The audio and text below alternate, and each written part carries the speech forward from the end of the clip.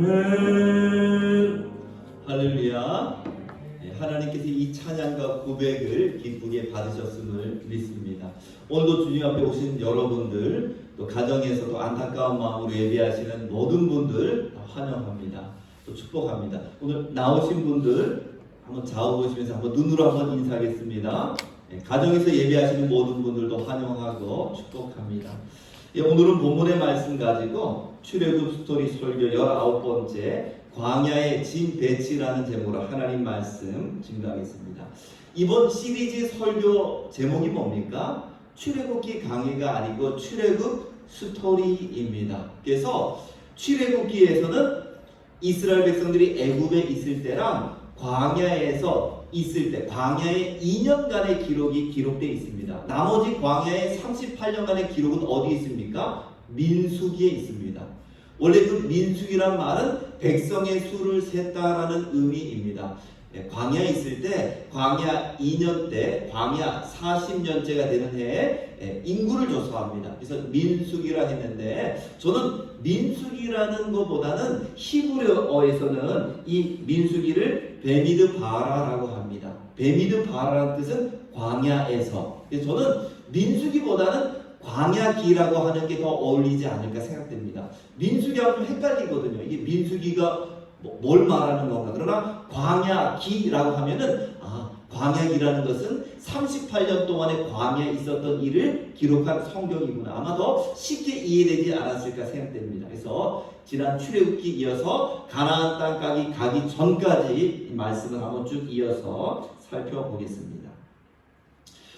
혹시 올해 해수욕장 가신 분들은 많이 없겠지만 해수욕장 가신 분들이거나 아니면 방송을 통해 보시면은 거기 파라솔을 치는데 어떻게 칩니까? 대충 치지 않거든요. 파라솔을 칠 때 일정한 간격으로 앞뒤 좌우 거리를 맞춰서 쫙 이렇게 줄을 치게 됩니다. 그렇게 쳐야지 사람들이 다니기도 쉽고 또 일정한 장소 안에 규모 있게 파라솔을 잘 칠 수 있습니다. 이스라엘 백성들이 광야 40년 동안 천막을 짓고 생활하는데 자기 마음대로 치는 게 아닙니다. 자기 마음대로 쳤다면 아마 자기들이 원하는 장소에 쳤을 겁니다. 물이 나오는 장소에 쳤다든지 아니면은 바깥에서는 그 적군이 공격할 수 있으니까 바깥에 막 치기를 싫어했다든지 그렇게 되다 보면은 갈등이 일어날 수 있기 때문에 하나님께서 모든 위치를 다 정해 주시고 이동할 때 순서 또 머물 때의 순서를 다 정해주는 것을 볼 수 있습니다. 오늘 말씀 1절 말씀 보니까 여호와께서 모세와 아론에게 말씀하여 이르시되 라고 한 걸 보니까 이 광야의 진 배치 순서 이동 순서는 모세와 아론의 머리에서 나온 것이 아니고 하나님의 뜻 가운데 나온 것을 볼 수 있습니다. 그래서 오늘 이 광야의 진 배치 혹은 이동 순서를 통해서 세 가지 교훈을 살펴보도록 하겠습니다. 그림 있죠? 가정에서 보시는 분들은 제가 밴드에 다 올렸으니까 밴드를 참고하시기 바랍니다. 첫 번째 살펴볼 말씀입니다. 한번 따라하겠습니다. 해막을 중심으로 진을 쳐라. 밴드에 보면 또 그림도 있고 오늘 또 나오신 분들 앞에 보면은 성도들 이스라엘 12지파가 성막을 중심으로 진을 치게 되는 것을 볼 수 있습니다. 제가 이번에 그 설교 준비하면서 우리 그 집을 지을 때 동향도 있고 서향도 있고 남향도 있고 북향도 있는데 그게 다 다르다고 합니다. 특색이 있고 장점과 단점이 있고 나에게 맞는 집 방향이 있다 하는데 저는 이번에 처음으로 알게 되었습니다. 동향의 특징은 뭐냐면 동향은 아침에 일찍 해가 쫙 뜬다는 거예요. 그래서 혹시 아침형 인간에는 동향이 좋다 합니다. 제가 볼 때는 예수 믿는 사람은 동향집에 사는 게 좋을 것 같아요. 아침에 일찍 태양이 쫙 뜬다고 합니다. 단점도 있는데 단점은 해가 일찍 지기 때문에 겨울에는 조금 추울 수가 있다고 합니다. 또 서양은 어떻습니까? 서양은 해가 좀 늦게 들어온다고 합니다. 그러니까 저녁형 인간은 아침에 좀 오래 잠을 자야 되거든요. 그래서 서양은 저녁형 인간에게 좋다라고 합니다. 그리고 해가 늦게까지 들어오니까 여름에는 조금 더울 수가 있다라고 합니다. 북향은 해가 잘 들어오지 않습니다. 그래서 더위를 많이 타시는 분에게는 이 북향이 좋을 수 있는데 근데 문제는 해가 잘 들어오지 않으니까 집이 조금 어두울 수 있고 또 춥게 되는 단점도 있습니다. 좀 습하기도 한다고 합니다. 가장 좋은 곳은 남향이라고 합니다. 하루 종일 해가 많이 들어오고 또 그렇기 때문에 집에 오래 머물러 있으신 분들 요즘 같은 건 남향이 좋을 것 같아요. 집에 거의 아침부터 저녁까지 있거든요. 그러니까 남향은 집에 오래 계신 분들이 좋다고 합니다. 단점이 있는데 집값이 다른 방향보다는 좀 비쌀 수 있다는 그런 단점도 있습니다. 근데 이스라엘 지파들의 이 진 방향은 동서남북 방향입니다. 각자 지파별로 왜 성막을 중심으로 했기 때문에 동양도 아니고 서양도 아니고 남양도 아니고 북향도 아니고 각 지파별로 이렇게 성막을 중심으로 바라보 진을 치게 됩니다. 하나님은 왜 이렇게 하셨을까요? 실제적인 이유도 있다라고 생각됩니다. 성막을 바라보는 거죠. 성막에 무엇을 바라보는 것입니까? 성막 위에 머물러 있는 구름을 바라봅니다. 왜냐하면 구름이 쫙 떠오른다. 그러면 무슨 준비해야 됩니까? 이사할 준비를 해야 됩니다. 만약에 방향이 제각각이다, 남쪽이고 북쪽이다 그러면은 구름이 떠오르는 것을 보지 못하면 이사가 늦을 수 있습니다. 이스라엘 모든 백성은 아침에 문을 열고 동트기 전에 만나를 주우러 나갑니다. 그래서 문을 열고 딱 보면 가장 먼저 보이는 게 성막이고 성막 위에 있는 구름이 보입니다. 아, 구름이 오늘은 머물러 있으니까 오늘은 그저 머물러 있어도 되겠구나. 근데 어느 날 갔더니 성막이 점점 올라갑니다. 야, 이사해야 되겠구나. 그러면 이제 이사 준비를 쉽게 할 수 있습니다. 그런 어떤 좋은 점이 있습니다. 또 제가 이번에 이 말씀 묵상하다가 또 깨닫게 된 것인데 소음을 줄이는 방법도 되겠다라고 생각 들었습니다. 지난번 저희들이 금요일날 한 서너 달 전인가요? 이쪽 창문 열고 막 찬양을 하고 기도를 뜨겁게 하는데 이 옆에 빌라에서 어떤 분이 오시더니 너무 좀 시끄럽다고 이렇게 좀 얘기해 주셨습니다. 왜냐면 빌라랑 저희가 창문을 마주 보거든요. 그래서 요즘은 여기는 다 막고 이쪽 창문만 열고 이렇게 찬양합니다. 만약에 자기 마음대로 장막을 치라고 했으면 문이 막 서로 마주 볼 거예요. 층간 소음이 있는 것처럼 서로 막 떠드는 소리가 들릴 수 있을 텐데 모든 방향이 성막을 중심으로 되어 있기 때문에 조금은 소음을 좀 줄일 수 있지 않나 그런 생각도 갖게 됩니다. 또 이렇게 일정한 방향으로 일정한 간격으로 줄을 치다 보니까 이동하기도 쉽고 또 사람들이 움직이기도 쉽고 그런 여러 좋은 점도 있다고 생각이 됩니다. 그러나 이렇게 진을 친 이유는 실질적인 이유도 있지만 그러나 영적인 이유가 많습니다. 이것은 모든 이스라엘의 신앙의 중심이 무엇이라는 겁니까? 하나님을 중심으로 해야 된다는 그 영적인 의미가 있습니다. 여러분 요한계시록에 가보니까 천국의 모습이 나옵니다. 천국의 모습에 천국의 가장 가운데는 무엇이 있습니까? 하나님의 보좌가 있습니다. 하나님의 보좌 옆에는 뭐가 있습니까? 4명의 생물이 있습니다. 생물이 있습니다. 4명의 생물 또 주위에는 24장로가 있고 24장로 그 다음에는 14만 4천 명이 있고 그 다음에는 흰옷을 입은 성도들이 있습니다. 동심원 구조로 하나님의 보좌로부터 쫙 이어지는 것을 볼 수 있습니다. 두 번째 그림을 한번 보여주시기 바랍니다. 제가 이번에 성경 공부하다가 처음으로 저도 알게 되었습니다. 각 지파별로 깃발이 있습니다.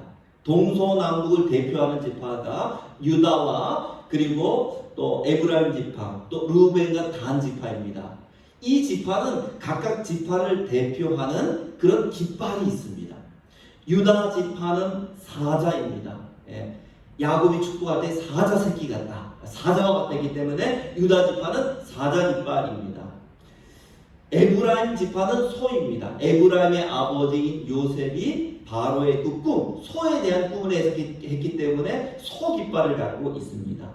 르우벤은 장자니까 사람의 깃발입니다. 이 단은 원래는 독사의 새끼라고 했는데 독사를 싫어해가지고 독사들이 제일 무서워하는 독수리를 이제 자신의 깃발로 삼게 됩니다. 이것이 동서남북 4개 지파의 상징입니다.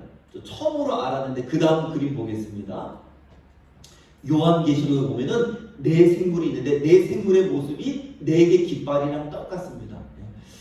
옛날 목사님들 미리 공부해서 알았을 텐데 저는 이번에 처음으로 이게 좀 연결이 됐습니다. 아, 이게 이렇구나. 요한계시록에 있는 4생물과 그 이스라엘 진 깃발이 서로 이렇게 일치한다는 것을 이번에 알게 되었습니다. 어찌 되었든지 하늘의 중심도 하나님의 보좌이고 광야에서도 이 하나님의 성막을 중심으로 이렇게 진을 치는 것을 볼 수 있습니다. 그래서 여러분 옛날에 우리의 믿음의 선배들이 신앙생활은 무슨 중심으로 하라 했습니까? 하나님 중심으로 해야 된다. 교회 중심으로 해야 된다. 말씀 중심으로 해야 된다. 아마 다 한 번씩은 들어봤을 겁니다.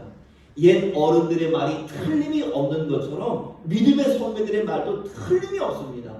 하나님 중심, 우리는 교회 중심, 그리고 말씀 중심으로 신앙생활해야 됩니다. 칼빈도 우리 신앙생활은 하나님 중심으로 해야 된다 말했습니다. 하나님 중심이란 게 뭐냐? 하나님의 주권을 인정하고 하나님의 영광을 위해 사는 것이 하나님 중심이다라고 했습니다. 여러분, 우리 인생의 목표가 무엇이 돼야 합니까? 하나님의 영광. 그게 하나님을 중심으로 사는 사람들의 특징입니다. 어떤 사람은 취미가 중심인 사람, 어떤 사람은 자기 직장이 중심인 사람이 있는데 우리는 하나님의 영광이 중심입니다. 제가 이제 부목사 때 부목사에 하는 일들은 결석하시는 분들이 신방하는 일이 부목사 하는 일입니다. 하루는 어떤 분의 가정이 이제 신방하게 되었는데 보통 이제 신방하면은 바빠서 못 갔습니다. 다음 주에 가겠습니다. 보통 이런데 그분은 너무 솔직한 분을 만났어요. 저는 너무 등산을 좋아합니다. 믿음이 많이 없는 분입니다. 저는 너무 등산을 좋아해서 산에 가면은 그렇게 산이 좋다는 거예요. 저는 아직 산을 많이 못 타봐서 그런지 모르겠는데 그렇게 좋지는 않은데 그분은 그게 진심인 것 같아요. 저는 너무 산이 좋다는 거예요. 산에만 가면은 막 기분이 전환되고 너무 좋다는 거예요. 그래서 주일마다 산에 가서 못 갔다고 정말 이렇게 솔직하게 이야기하는 것을 들을 수가 있었습니다. 그래서 제가 권면도 해드리고 기도도 해드렸는데 그분은 아직까지 중심은 뭡니까? 취미생활이 중심인데 우리는 그렇게 돼서는 안 됩니다. 하나님의 영광이 우리의 삶의 중심이 되어야 합니다. 자, 두 번째 중심은 뭡니까? 교회 중심이 되어야 한다라고 그렇게 말씀하고 있습니다. 그래서 어느 교회든지 유럽의 어느 도시를 가든지 도시 한가운데 있는 게 뭡니까? 교회입니다. 유럽에 가면은 제일 도시 한가운데 있는 것은 교회가 있습니다. 우리 교회 이름도 뭡니까? 창동 중앙교회. 창동의 중앙이 되라는 의미에서 창동 중앙교회입니다. 그래서 그러니까 신앙생활할 때 항상 교회 중심으로 신앙생활할 수 있어야 됩니다. 저도 옛날에는 예수전도단이라는 선교단체에서 훈련도 받고 또 젊었을 때는 경배와 찬양, 예수전도단 찬양 집회 일주일에 화요일 날은 예수전도단, 목요일 날은 경배와 찬양, 수요일 날은 수요예배, 금요일 날은 기도 하루도 쉴 날이 없어요. 그렇게 그런 찬양 집회를 좋아하고 거기 가서 은혜를 받았는데 나중에는 결국은 남는 것은 교회가 내 인생과 동행하는 그 동행이었다라고 저는 그렇게 생각이 되어집니다. 우리 아이들이 태어나면 교회에 가서 기도해주고 세례주고 아이들은 교회 안에서 주일학교 중고등부로 자라나게 되고 결혼할 때도 교회에서 결혼을 하고 기도를 해주고 또 예배를 인도하고 또 나중에는 이사를 해도 사업을 해도 나중에 우리가 죽을 때도 교회에서 모든 성도들이 슬퍼하는 가운데 장례식을 치르게 됩니다. 그러고 보면은 교회는 우리의 일생과 동행하게 됩니다. 여러분도 교회를 사랑하시기 바랍니다. 하나님이 여러분을 사랑해 주실 것이고 교회를 귀하게 여긴다면 하나님도 여러분 귀하게 여겨주실 것이고 여러분이 교회를 지킨다면 하나님은 여러분을 지켜주실 것입니다. 그래서 김동호 목사님이 그 당회장으로 있을 때 동암교회 당회장으로 있을 때 그분은 청량교회 출신인데 청량교회 사진을 당회장실에 딱 걸어놨다는 거죠. 그래서 장로님들이 왜 목사님 이렇게 교회 사진을 걸어놨습니까? 본교회 사진도 아니고 어렸을 때 다닌 교회 사진을 왜 걸어놓으셨습니까? 하니까 너무 교회가 좋아서 그냥 늘 보고 싶다는 거죠. 그래서 우리들에게 그런 마음이 필요합니다. 교회를 사랑하는 마음이 필요합니다. 또 이 교회를 중심으로 신앙생활하기 위해서는 교회랑 너무 멀지 않은 것이 필요합니다. 제가 볼 때는 걸어서 한 20분 정도 거리면 좋을 것 같습니다. 너무 멀면 또 차를 타고 와야 되고 그러니까 걸어서 한 20분 정도 거리면은 새벽기도 그냥 걸어서 올 수 있고 또 어렵고 힘들 때마다 교회 와서 기도하고 찬양할 수 있으니까 그 정도 거리면 좋겠다라고 생각이 됩니다. 하나님 중심. 두 번째는 교회 중심, 세 번째는 말씀 중심입니다. 청교도들이 종교개혁할 때 뭐라고 했습니까? 종교개혁의 3대 원리가 있습니다. 오직 믿음, 오직 은혜, 오직 말씀입니다. 이 카톨릭에서는 말씀을 막 자기 마음대로 해석합니다. 그래서 뭐 연옥이라는 게 있고, 애들이 죽으면 림보라는 곳에 가게 되고, 마리아는 죄가 없고 마리아는 승천을 했다, 이상한 이야기를 많이 합니다. 또 뭐 율법을 지켜야지, 선행을 많이 해야지 구원합니다, 이런 이야기도 합니다. 그래서 종교개혁자들은 그런 것이 아니다, 오직 말씀이 중심이 되어야 한다라고 오직 말씀을 기초로 해서 종교개혁을 일으키게 됩니다. 이 말씀이라는 것은 우리 삶의 나침판과 같습니다. 사막에서 나침판이 없게 되면 어떻습니까? 길을 헷갈립니다. 여기 갔다 저기 갔다 합니다. 그래서 나침판이 있으면은 정확한 목표로 갈 수 있는 것처럼 이 성경 말씀이 있으면 인생에 흔들림이 없습니다. 하나님의 뜻대로 살 수 있습니다. 또 마태복음 7장에 보니까 말씀을 듣고 행하는 사람은 반석 위에 집을 지은 사람 같다.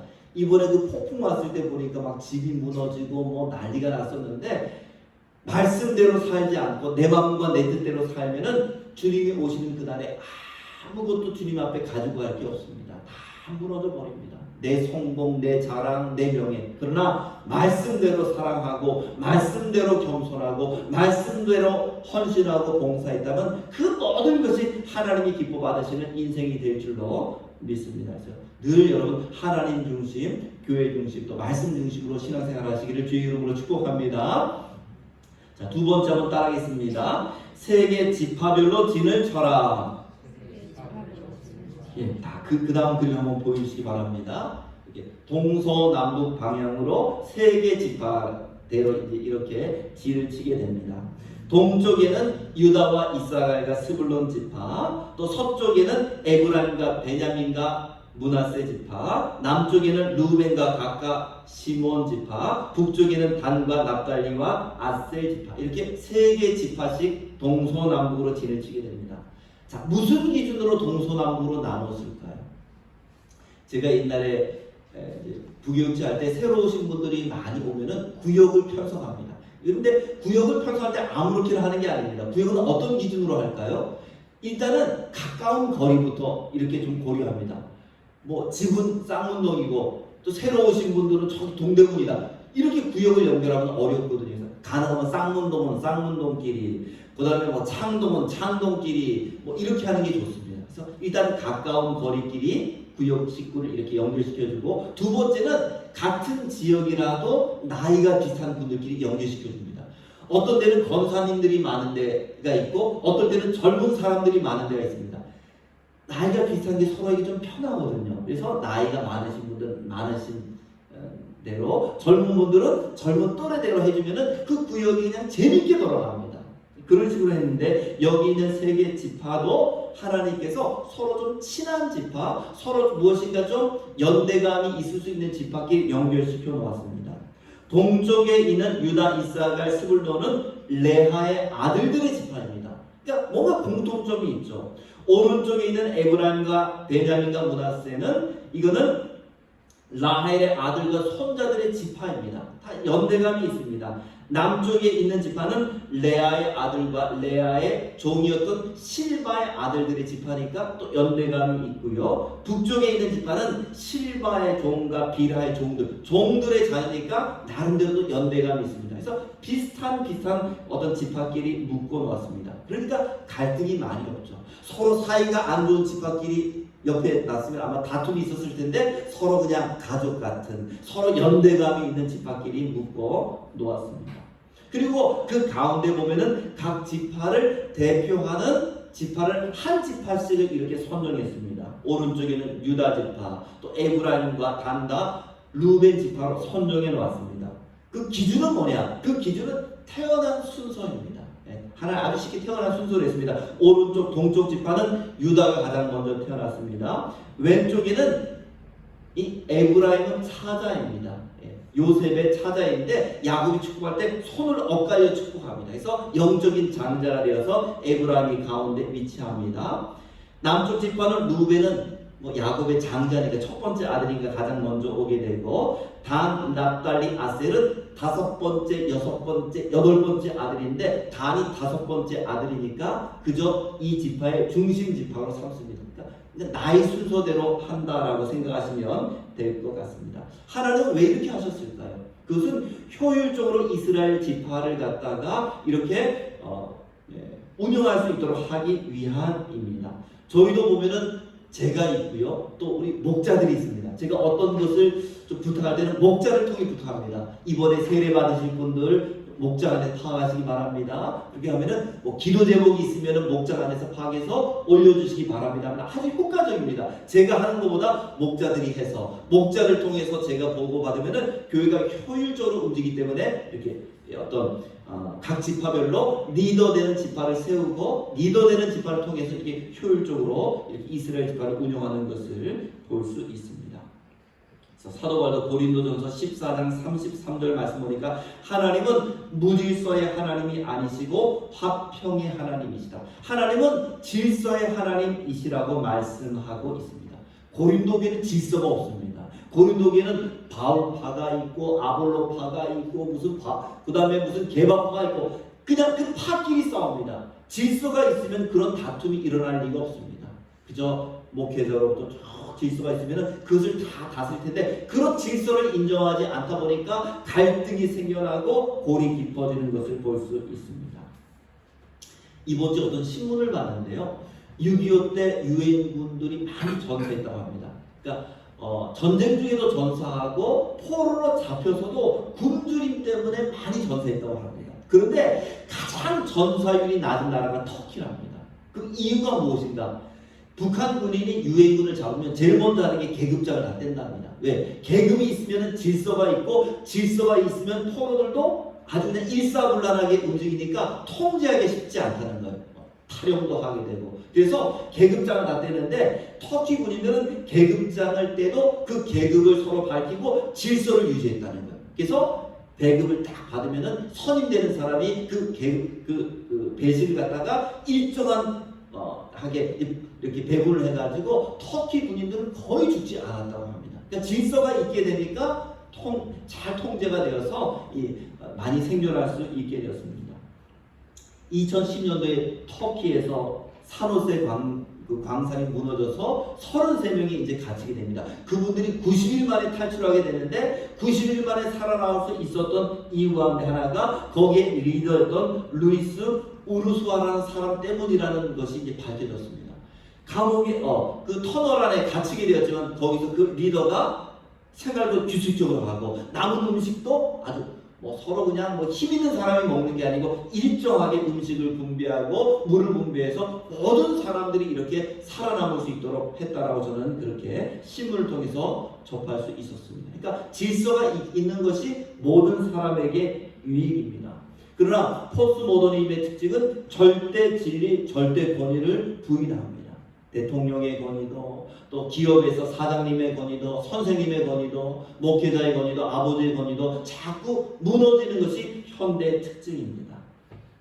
디모데후서 2장 3절 말씀 보니까 말세의 특징이 무엇입니까? 부모를 거역하며, 불효한다는 것이 아니고 권위를 인정하지 않는다는 거예요. 부모님 말씀에 순종이 되는데 부모님 말씀도 거역한다는 겁니다. 그러니까 말세가 될수록 권위를 잘 인정하지 않습니다.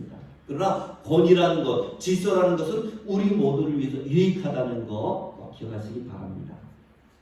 한번 세 번째 한번 따라하겠습니다. 순서대로 진행하라. 이제 마지막 그림 한번 더 보겠습니다. 그 다음 그림, 마지막 그림입니다.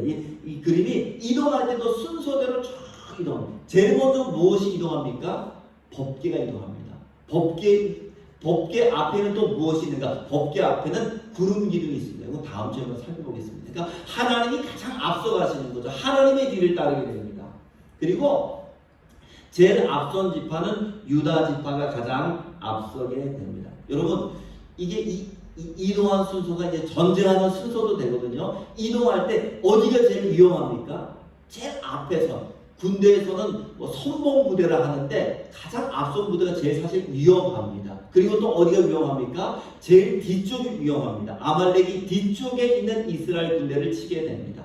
그래서 가장 앞에 있는 유다 지파는 가장 인구가 많습니다. 7만 4천 명, 가장 강한 지파입니다. 보통 다른 지파보다 인구가 2배가 많습니다. 그래서 가장 강한 지파였기 때문에 가장 앞장설 수 있도록 했고요. 두 번째로 인구가 많은 지파가 단 지파입니다. 가장 후미에 서서 뒤쪽을 지키도록 했습니다. 그래서 교회 안에서도 여러분들 가장 믿음이 있으신 분들이 무슨 일이든지 앞장서서 해야 됩니다.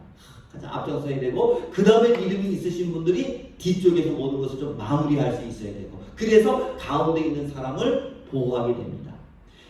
이 그림에 보면은 또 성막도 이제 앞으로 가는데 덮개가 있고요. 그 다음에 또 무엇이 있습니까? 장막 같은 것이 따르고, 그 다음에 성막에 있는 기구들이 뒤를 따릅니다. 그래서 딱 이동하면은 텐트를 탁 치고 거기 있는 성막 기구를 딱 넣기 때문에 아주 효율적으로 이렇게 이런 순서대로 움직이는 것을 볼 수 있습니다.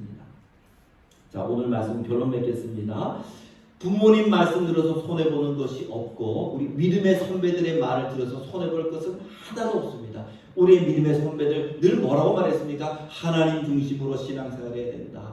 교회 중심으로 해야 된다. 말씀 중심으로 해야 된다 하는데, 저도 그 말씀이 하나라도 틀린 것이 없다라고 생각됩니다. 여러분도 그 말씀을 꼭 기억하시기 바랍니다. 또 교회 안에서 질서를 잘 지키시기 바랍니다. 권위를 존중하시기 바랍니다. 또 교회 안에서 믿음이 있으신 분들 앞장서시고 뒷마무리도 잘 해주시기를 부탁드립니다. 기도하겠습니다.